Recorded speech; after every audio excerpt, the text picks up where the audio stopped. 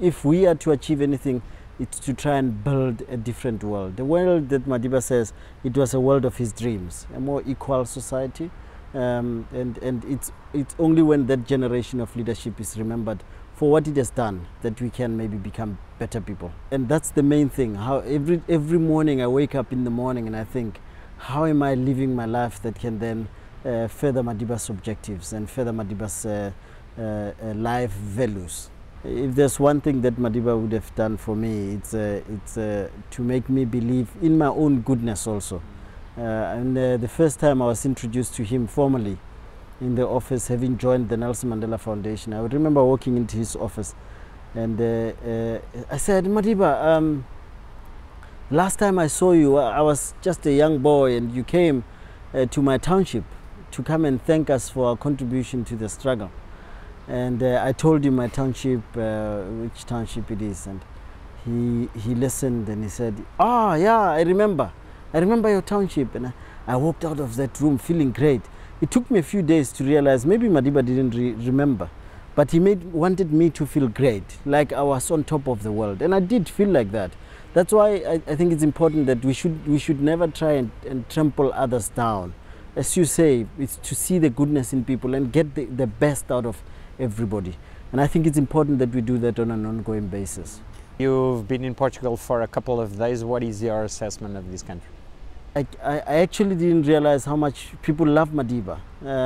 There's a woman who came to me last night and shared an piece of artwork where she took cloth and did that pose of Madiba with his fist up, and she did that and then got all her colleagues to sign their messages of support to the Nelson Mandela Foundation and for their love of Madiba. That was unexpected, and I enjoyed it, I must tell you, because it told me that we don't know how much Portuguese people love South Africa, how much Portuguese people love Madiba, and how much they want to further the work of the Nelson Mandela Foundation. The world present is facing, I would say, a crisis of leadership. What do you think? Where do you think Madiba set a unique example? And I think we lack consistency in terms of leadership in the world today. We do things that we believe will benefit our friends, will benefit our families, and we don't look at the greater picture of how to make a better world for all. This includes leaders who stay in office for too long. You know, you'd remember that Madiba decided to stay in office for one term, and one term only. If we had more leaders like that, who don't see power as a resource to then use and abuse down the line, I think would be a better place. People who want to do the best for others, selfless leadership. I mean, today I was saying to young Portuguese young people yesterday that if Madiba could say during the Rivonia trial that he was prepared to die for equality, the question we should ask ourselves as the generation today is, what am I prepared to die for?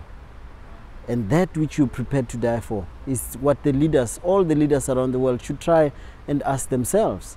What am I prepared to die for? And that's the thing that will make you change your ways, to make sure that you do things that will benefit not just your country, not just your family, not just your friends, but benefit the rest of the world. You knew Madiba quite well on these last stages. What upset you more? There were many disturbing things, conflicts, for example, conflicts around the world, and I think it's at this point that we should say that we think of the families who have lost people in the Malaysian aeroplane. We also should think of the children of Gaza. We should think of the children of Israel also, who are also under attack, and to say that Madiba would be saddened by these developments, because a world that's more at peace with itself is a world that would then look after the future generations of the world. And I think it's important that we remind ourselves of those things. And there were disturbing things that happened towards the end of his life, including the death of people like Gaddafi, Muammar Gaddafi, the attack on Iraq, all those things were disturbing for a Madiba who was seeing the world not at peace with itself, and the world that was also not working for equality, because the gap between the haves and the have-nots just keeps widening. And I think we would be better off if we try and build a world that's more equal. You've been leading the foundation for quite some time. What are your priorities for the future? I think we're doing three things at the moment, and I'd like to thank you and people of Portugal for making Mandela Day as big as it was. I was here for Mandela Day, and I was impressed by how many people went out of their way to try and build a better Portugal. There was a young girl yesterday, Patricia, who got funding for her prosthetic legs, and we're hoping that there will be a funder for her to get prosthetic hands also. And I think it's important that we say to ourselves, with so many people who are suffering, the immigrant population in Portugal, the disabled people in Portugal, what can I do to help make those people feel at home, not alienated? So issues of alienation would be the greater focus for the foundation. We're also going to be focusing on issues of Madiba's memory. How do we ensure that through publications that we have, how do we ensure that young people understand their role and responsibilities in terms of what Madiba's ideals were?